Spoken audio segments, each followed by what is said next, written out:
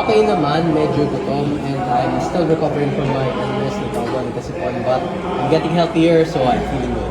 Tanggap po ninyo yung naging pasya ng kamay. Well, sabi kasi, there are plenty of people referring to, na-refer ko sa Supreme Court, and yung mga ganun pag-uusapan mo namin. But we'll see. You plan to question this before the Supreme Court? I have no plans, but I've been recommended to question the Supreme Court. Will you? I have no plans yet. Ay, wala kang decision, pero it's open. You're open. Well, I'm open to everything. Kung ano gusto mo sabihin sa mga kababayan mo, sa mga kadistrito mo na hindi na ikaw ang congressman nila?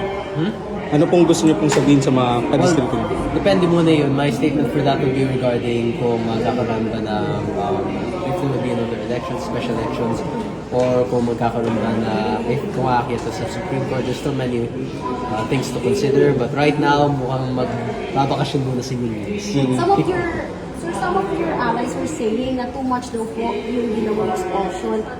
How do you feel? Ano po ba tingin niyo dapat yun? Halos lahat naman yung ginagawa ng Congress, especially ngayon yung Party of Congress, it's been too much. The money stolen from the flood control is too much.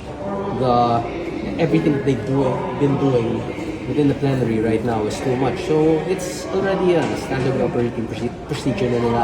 Sanay na tayo doon. Ngayon, kakabahan na already. We're expecting plenty of floods, plenty of typhoons, plenty of economic problems due to the things that they're doing that are actually not too much. Kung too much lang yung pag-express sa akin, that's acceptable.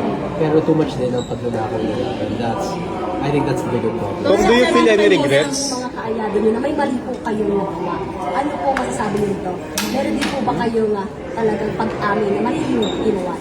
No, I stand by what I said. Congress is a corrupt institution.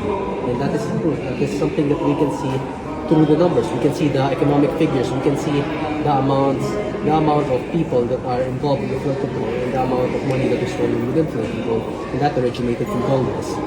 So no regrets po? No regrets. Merong hands dito ang Pangulo?